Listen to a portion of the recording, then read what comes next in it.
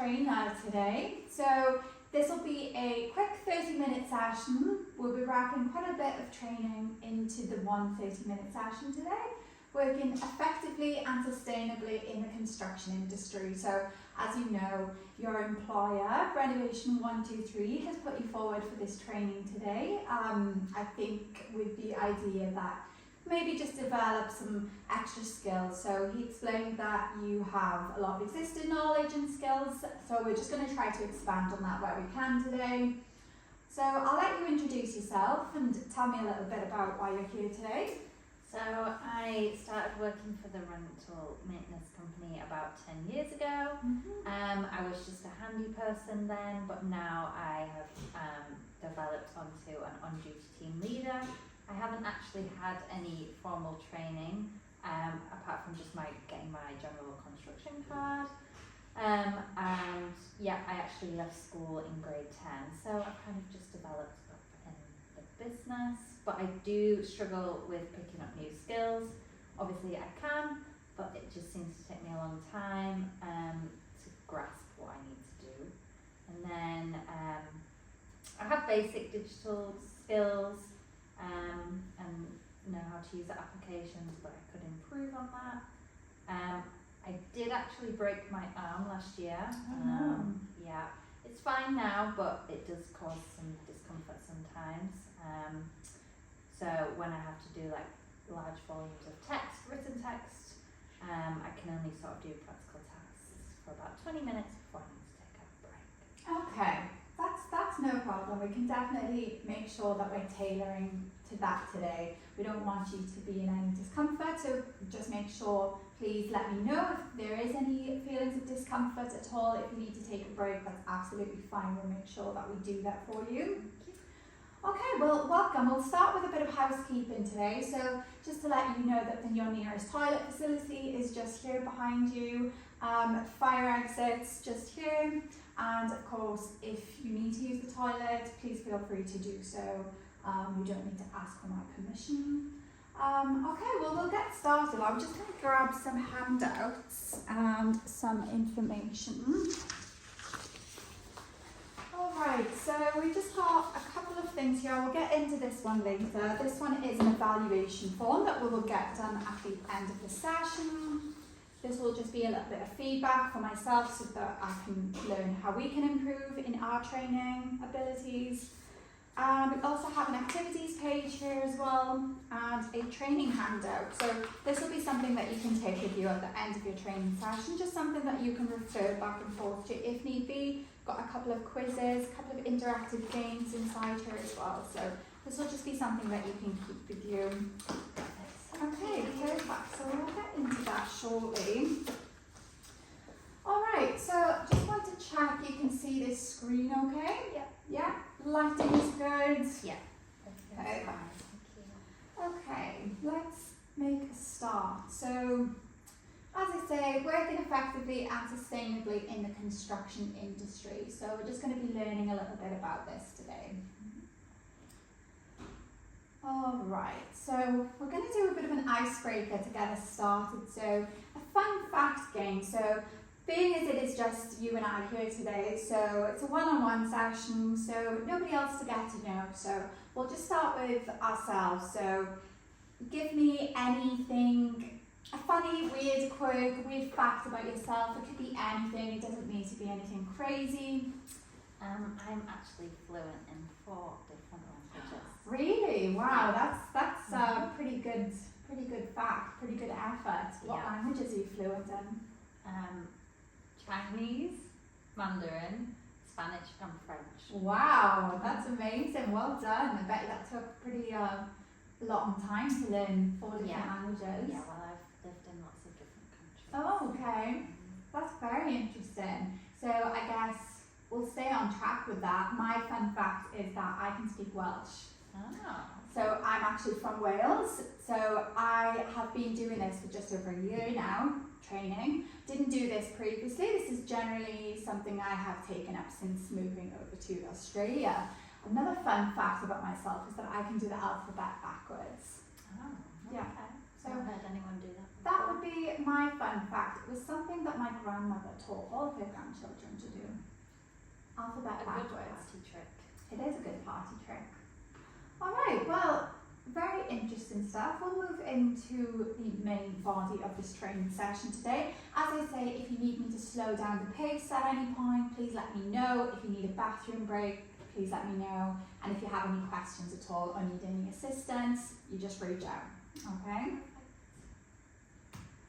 Alright, so we'll touch on the learning objectives for this training session. So we're going to aim to understand legislators' work, health and safety requirements that are relevant to Renovation 123. We're going to learn about how to deal with changes and unexpected problems you may encounter at Renovation 123, and how to work well in a team, including helping and encouraging others. Any questions so far? No, everything seems clear. Okay. Alright, so we'll start with legislation, regulations and codes. So as I'm sure you're aware, each state and territory has its own legislation, regulations and codes relating to sustainability and environment protection in the construction industry. So basically a set of laws that govern the way that we operate, the things that we do, the way that we work, etc. So why do you think that that's important that we have a set of laws that we're governed by? Why do you think that's important? For our health and safety. Yeah, for Safety of sure. others. Yeah, I mean, try and imagine a world where there was no laws. Yeah, everyone would go feral.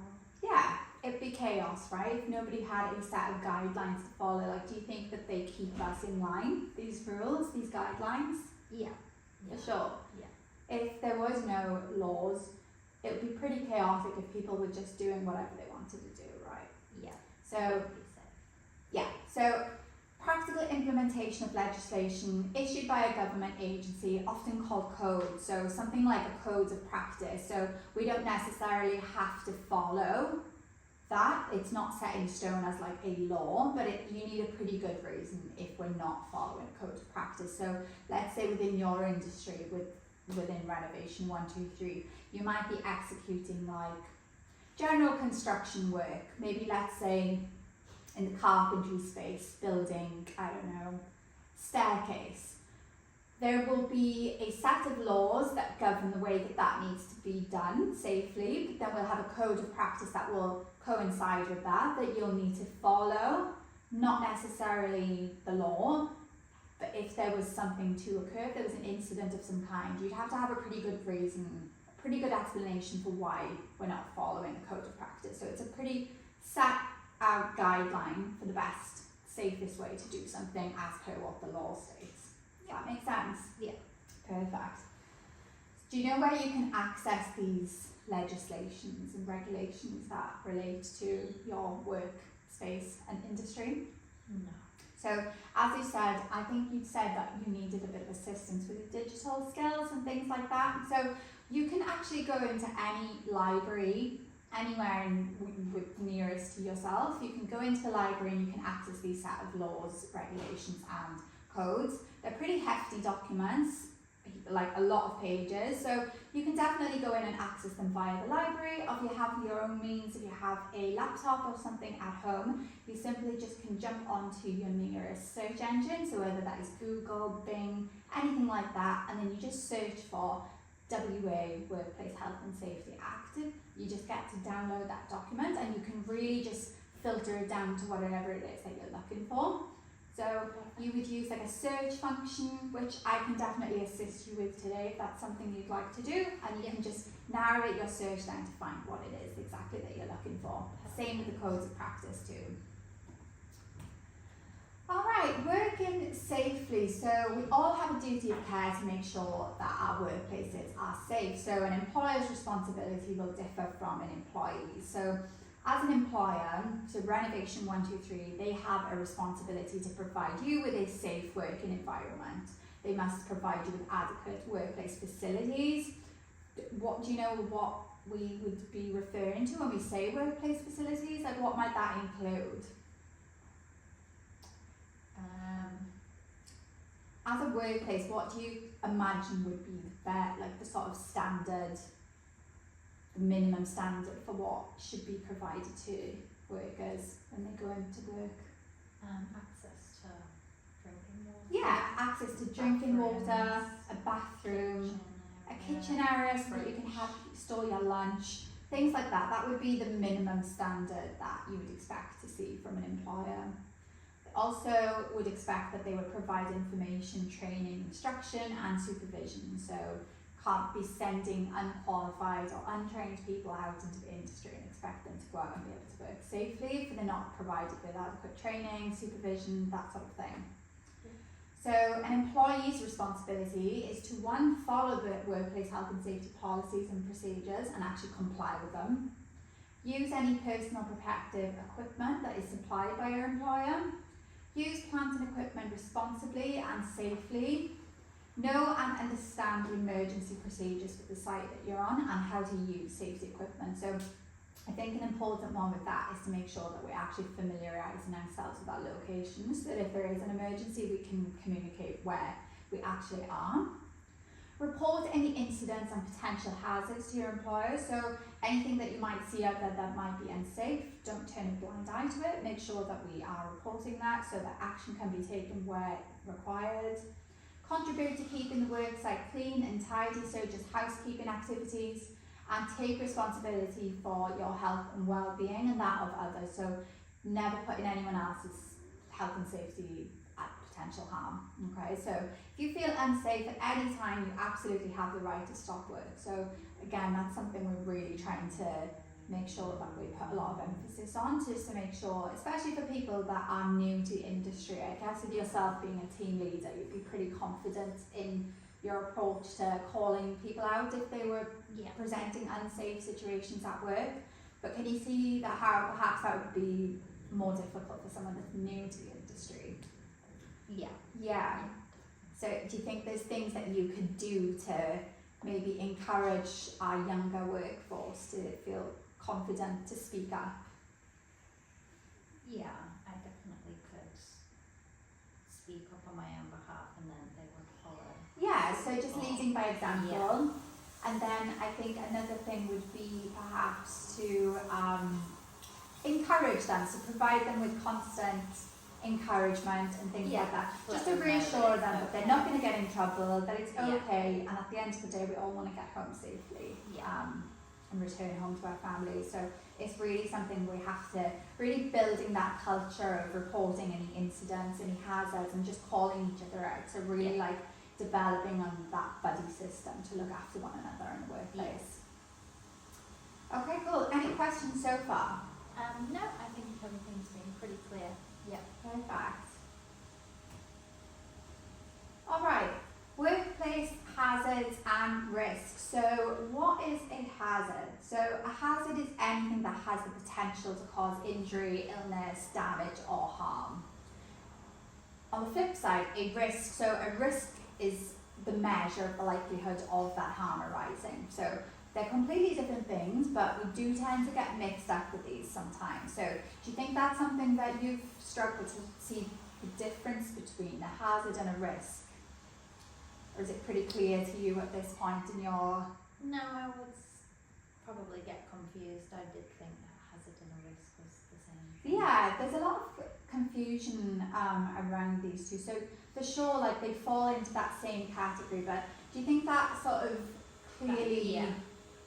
clearly outlines so a clear definition for both. So like I said, a hazard is anything that has the potential to cause injury. So the risk then being the measure of the likelihood of harm arising from that. So to touch on this further, we'll do a bit of an activity. So right here we have an activities page.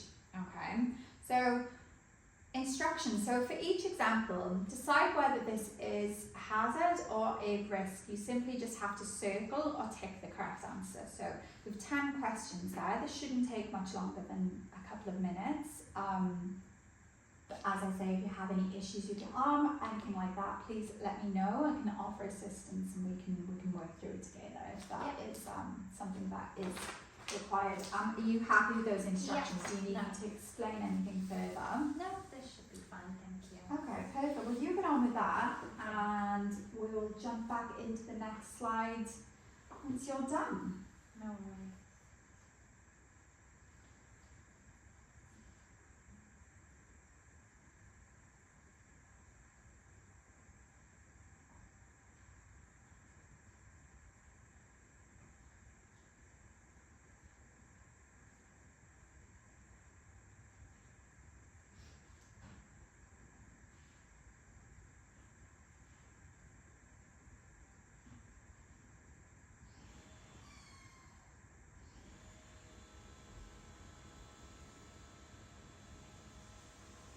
I think I'm done.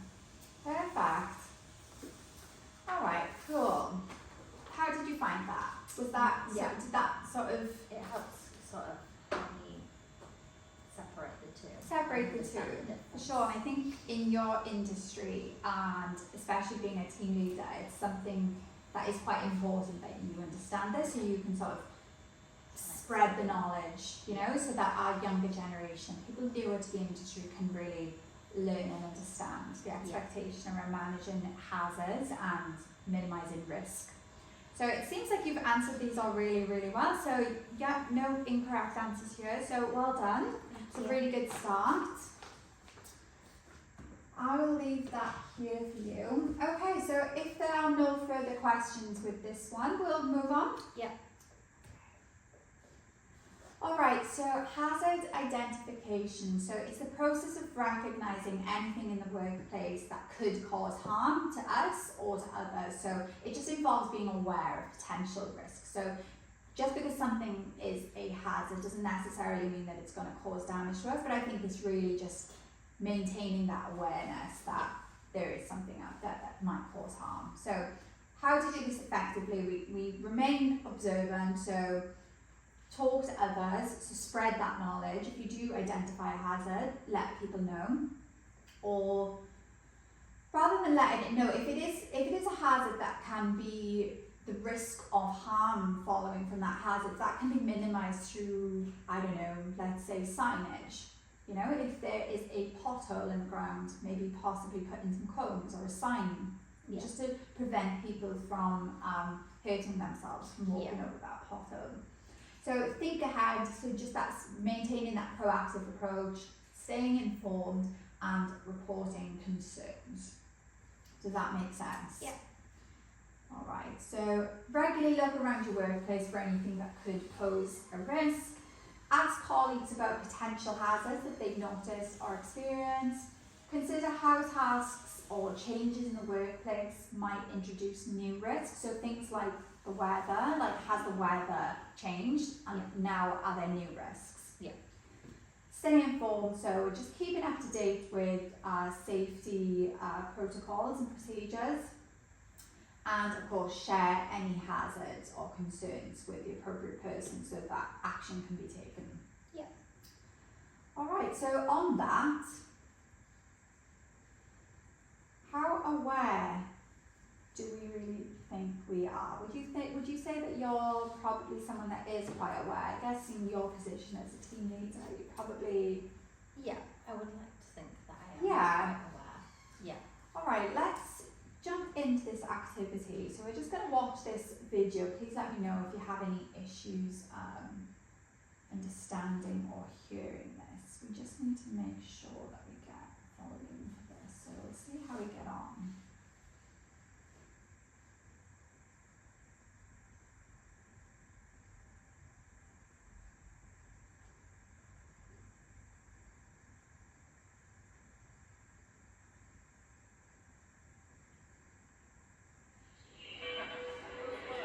Here's your challenge.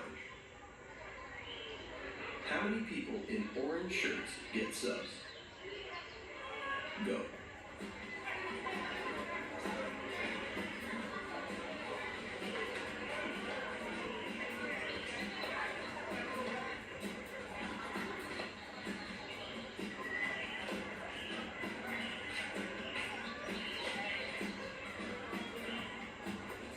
Seven people in orange shirts You got got that right? subs. But what else did you see? Did you notice the ice cream truck change to a pizza truck? Did you notice the glasses? What about the man leaving the suspicious package next to the truck?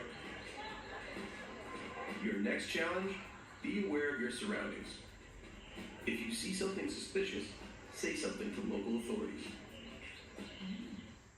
Interesting, right? Yeah, I didn't So, notice anything. what can we take from that? Is there anything you can take from that?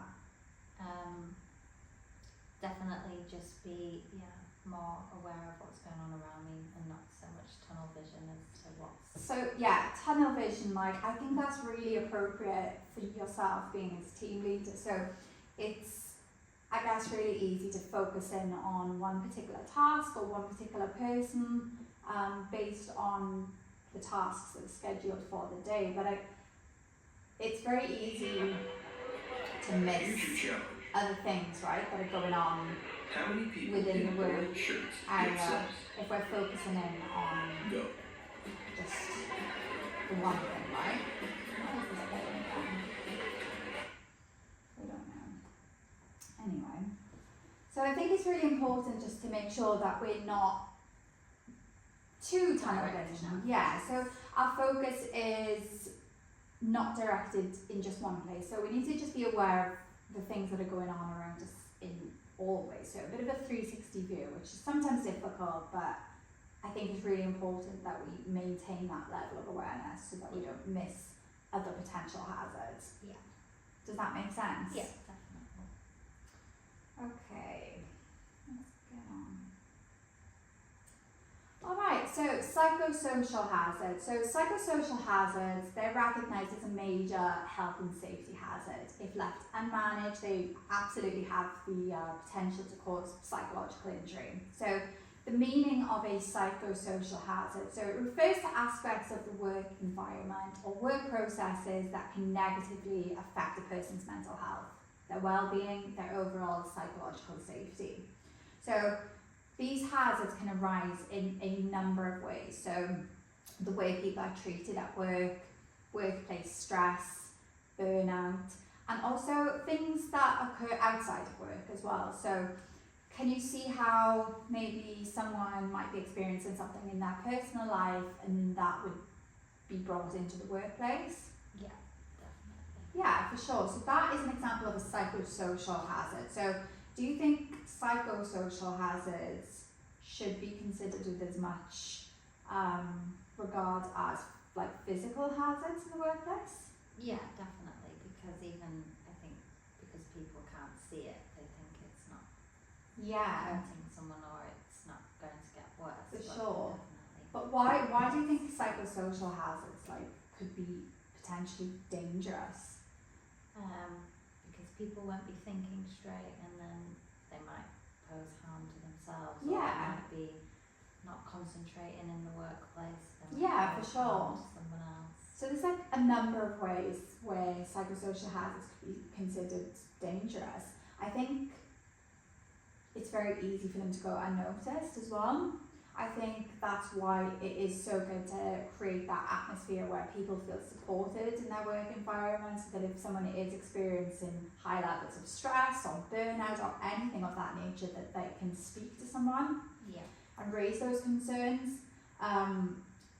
As we just discussed, leaving them unmanaged has the potential to cause psychological injury, so long-lasting damage. So I think this is something that we really need to make sure that we are focusing in on, just to let people in the workplace know that they have that level of support.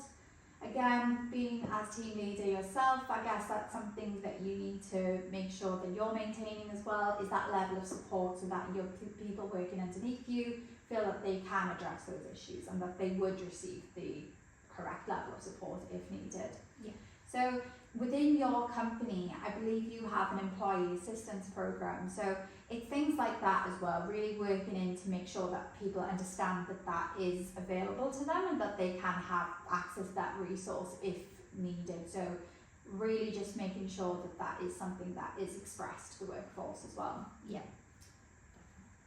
Okay, so, well again, we'll watch another video. I think that sometimes it is easy to grasp and understand what something is when we watch these kind of videos. Would you agree with that? Just Yeah, seeing. sometimes it's good to see an example so then you know that. Yeah, for sure. I know that everybody's learning styles tend to differ, and I know that you said that you struggled with digital skills, but I do think that these videos, yeah, just getting the visual learning for a lot of people, like when you say that it is hard to grasp things and sometimes it does take a long time. So getting the opportunity to watch a video like this can really sort of help to break it down and give that visual example for what it is that we're trying to get our heads around. Okay.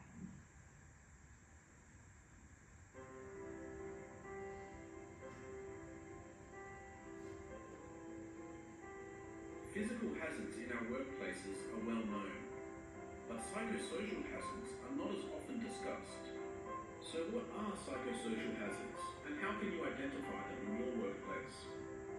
They are the hazards that increase the risk of work-related stress. These hazards can arise from the design or management of your work, the working environment itself, or workplace interactions and behaviours. A work-related stress response is the physical, mental, and emotional reaction that occurs when a worker perceives the demands of their work exceed their ability to cope. Some examples of psychosocial hazards include a lack of role clarity, high or low job demand, inadequate reward and recognition, and exposure to harmful workplace behaviours. Work-related stress, if prolonged or severe, can cause both psychological and physical harm. It is good practice then to proactively manage the risks associated with psychosocial hazards, as this will protect your workers and will decrease the disruption that comes from staff turnover and absenteeism. It can also improve broader organisational performance and productivity. Download SafeWork SA's Psychosocial Risk Assessment Toolkit to identify the hazards, assess the risks, and implement control measures in your workplace.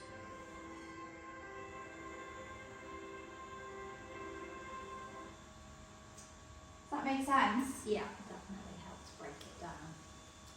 Yeah, exactly.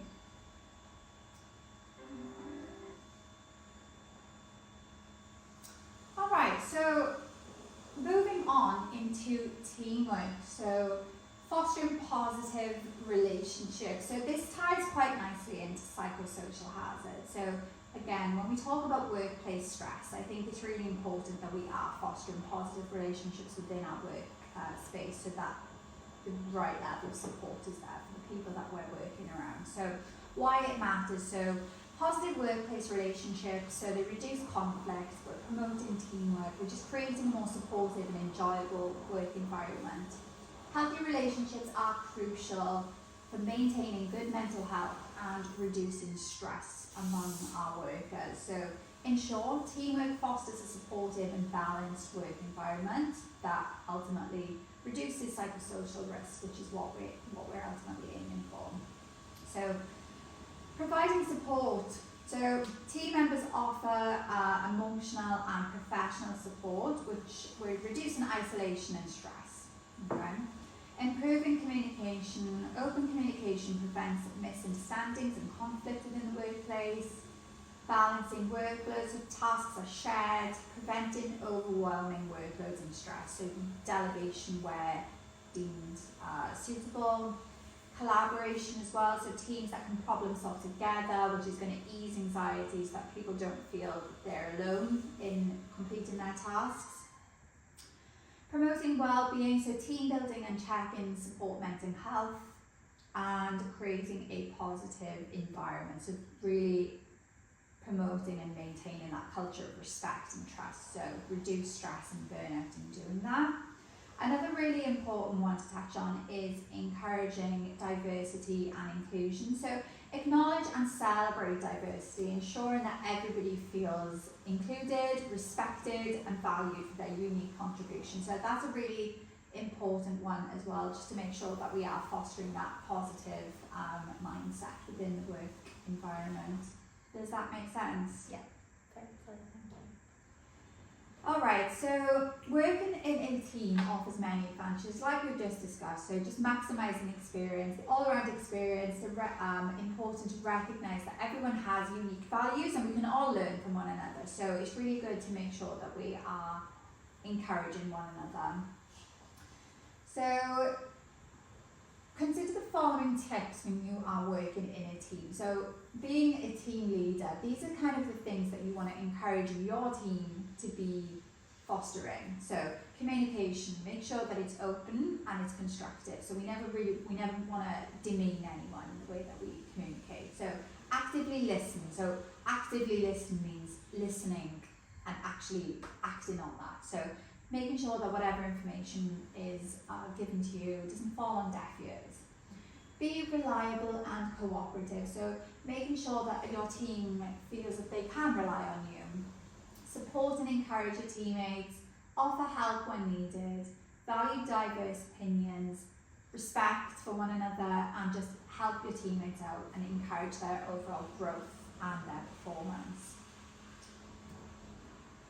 Alright, so barriers to teamwork. So poor communication, unclear or unrealistic goals, lack of skills or knowledge, poor leadership, poor organisation and personal conflict. So these are all barriers to teamwork. So we really want to make sure that we are managing any of these things. If any of these things crop up, we really want to make sure that we nip it in the bud as promptly as we can.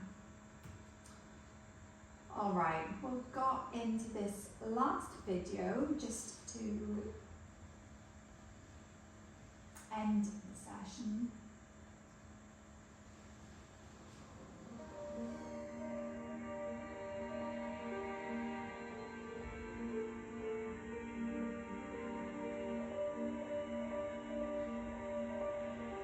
I could have saved a life that day, but I chose to look the other way.